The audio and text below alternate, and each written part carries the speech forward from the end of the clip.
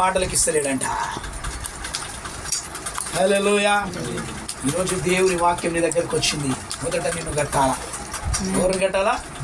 నిన్ను కట్టాలా. ఎట్లా కట్టాలా? ఇది మళ్ళీ ఒకసారి అది ఎవడైనాను వాక్యమును వినినవాడై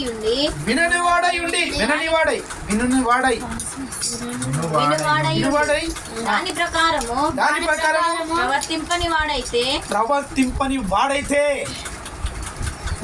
వాడు అబద్ధముతో తమ సదాముఖమును చూచుకునుచు దేవుని పోలి ఉన్నాడు. హల్లెలూయా. మనిషి పోలి ఉన్నాడు. చూడండి, ఎవరైతే ఈ యొక్క మాటలు వినని వాడై ఉంటాడో తన ముఖాన్ని సదముఖముగా చూసుకుంటూ మోసపోతున్నాడని ఇక్కడ వాక్యము సెలవిస్తుంది. ఇంకేమంటున్నానా? వాడు తను తోచుకొని అవతలికి పోయి తానెట్టివాడో వెంటనే మర్చిపోవును కదా. ఇప్పుడు అద్దంలో ముఖం చూసినాక ఏం చేస్తాడు? మంచుకుంటారు ముఖం. ఎర్ర అవతల వారికి మర్చిపోతారు. ఈ వాక్యం అదే చెప్తుంది. ఈ వాక్యం అదే చెప్తుంది. సహజమైన ముఖమును నువ్వు మర్చిపోతావంట. ఇంకేమంటాడు? అయితే స్వాతంత్ర్యము నిచ్చు సంపూర్ణమైన నియమములో తెరిచూచి నిలుకడగా ఉండు వాడెవడో వాడు విని మరచువాడు కాక క్రియను చేయుచుండు వాడయుండి తన క్రియలలో ధన్యుడగును. ఆమేన్. ఇగో సాత్వికమైన మనసుతో ఇంకేం చేయాలా? సాత్వికమైన స్వతంత్రమైన నీ సంపూర్ణమైన నియమాలు ఏవైతే దేవుడు చెప్తుందో నియమాలు సంపూర్ణంగా తేల్చుచు నిలకడగా దాని అందు నిలబడి దాని మంచి ఏవో చూసి నీ క్రియల వలన నీలో కనబడతాయంట. అవి నీలో జరగాలి. ఒకప్పుడు నువ్వు వాగ్దానం చేసిన క్రియలు ఇప్పుడు మరలా దేవుడు చేయమంటుడు. నువ్వు మొదట ఏ స్థితిలో పడ్డావో తిరిగి లేవు అని దేవుని గ్రంథము చెప్తుంది ప్రకటన అధ్యాయంలో. మరి ఈరోజు నీ స్థితిని నువ్వు మర్చినవు, నీ క్రియలు నువ్వు మర్చినవు. ఒక్కసారి జ్ఞాపకం చేసుకో. ఇంకేమంటున్నాయా? ఎవడైనాను నోటికి కళ్ళెము పెట్టుకొనక తన హృదయమును మోసపరుచుకొనుచు భక్తి గలవాడని అనుకొనిన ఎడల వాని భక్తి వ్యర్థమే. చూడండి, ఇక్కడ దేవుడు మాట్లాడుతున్న మాట ఏమంటాడు? ఎవడైనాను నోటికి కళ్ళం పెట్టుకోనంట. కళ్ళం పెట్టుకుంటారా? మనం రోడ్డు మీద పోతే ఇప్పుడు మాస్క్ పెట్టుకుంటేనే ఇంకేం రోగం వచ్చిందో నాయన ఈయన దగ్గరికి కాదు పక్కకైనా పోదామంటారు. మరి అలాంటి దేవుడు కళ్ళం పెట్టుకోమంటాడు. హల్లెలూయా. మరి కళ్ళం పెట్టుకున్నామా? పెట్టుకొని పోదాం ఏరియా. అందరు చూస్తారు, ఏమరా ఈ కళ్ళం పెట్టుకున్నాడు. హల్లెలూయా. వాడు చూడకపోవచ్చు కానీ సైతం నాడు చూస్తాడంట.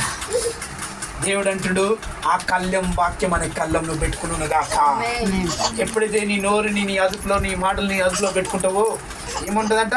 చూడండి, ఇక్కడ ఏమంటున్నాయినా ఒక్కసారి మళ్ళా చదవమా. ఎవడైనా నోటి కళ్ళము పెట్టుకొనక తన హృదయమును మోసపరుచుకొనుచు భక్తి గలవాడని అనుకుని ఎడల వాని భక్తి వ్యర్థమే. నీ నోరు నువ్వు అదుపులో పెట్టుకోకపోతే నువ్వు ఎంత భక్తి అయ్యి నీ భక్తి వ్యర్థమే. మరి ఈరోజు నీ నోరుని అదుపులో పెట్టమంటుడు కదా. ఈ నోరు ఏంటంటే తెలుసా? ఈ నాలుగ ఒక ఊరిని తలగబెడుతుంది అంట, ఒక దేహాన్ని తలగబెడుతుంది. యాకోబు రాసిన గ్రంథంలోనే ఉంది ఈ మాట. కనుక దీన్ని సాధు చేసిన వారు ఎవరు లేరు, అది దేవుడు మాత్రమే. హల్లెలూయా. నువ్వు దేవుని వాక్యం చదువు, దేవుని మాటలు పలుకు, అది దేవుని మాటలు పడుతుంది. నువ్వు ఒకవేళ దీనికి నువ్వు చోటైన సహాయం ఇచ్చినావు అనుకో, అది ఎప్పుడు గడగడగడగై మంట పుట్టిస్తుంది. మంట పుట్టించింది కాక మన ఇంటిని, మన కుటుంబాన్ని, మన ప్రాంతాన్ని కూడా చిచ్చులలో నడిపిస్తుంది. అలాంటిది. అందుకనే దేవుడు అంటుండు, నీ భక్తి వ్యర్థం. ఒకవేళ నువ్వు దానికి కంచం పెట్టుకోకపోతే. అర్థమైందా? ఇంకేమంటుంది? తండ్రి అయిన దేవుని ఎదుట పవిత్రమును నిష్కలంకమునైన భక్తి ఏదనగా దిక్కులేని పిల్లలను విధవరాండ్రను వారి ఇబ్బందిలో పరామర్శించుటయు ఇహలోక మాలిన్యము తన కంటకుండా తన్ను తాను కాపాడుకొనుటయు. హల్లెలూయా. ఈ భక్తి ఎలా ఉండాలంట? ఇక్కడ రాయబడ్డది. తండ్రి దేవుని ఎదుట పవిత్రమును నిష్కలమైన భక్తి ఏదనగా, హల్లెలూయా, నిష్కలమైన భక్తి ఏదనగా దిక్కులేని పిల్లలను విధవరాలను వారి ఇబ్బందులలో పరామర్శించుచు తక్కును ఇహలోక మలినమును తనకంటకుండా తనను తాను కాపాడుకునుటయే. మరి ఎలాంటి భక్తి నీలో ఉండును గాక. మరి ఈరోజు అలాంటి భక్తి ఉందా? లేదు. ఎలా ఎట్లుంది చెప్తా. తండ్రి అంది దేవుని చిత్త ప్రవృత్తంగా నడుగురా నాయన అంటే అపవిత్రత నడుస్తారు. తల్లిదండ్రులను దుఃఖిస్తారు, తల్లిదండ్రులను బాధ పెడుతున్నారు, తల్లిదండ్రులను ఏడిపిస్తారు. మరి తండ్రికి బాధకరమే కదా. ఏ తండ్రి అయినా నమ్మిన దేవుడు ఇంకేమంటున్నాయన చూడండి. ఆయన దిక్కులేని పిల్లలనంట. దిక్కులేని పిల్లలు ఎవరు? ఈరోజు హల్లెలూయా. మరి ఈరోజు నీ ముంగడ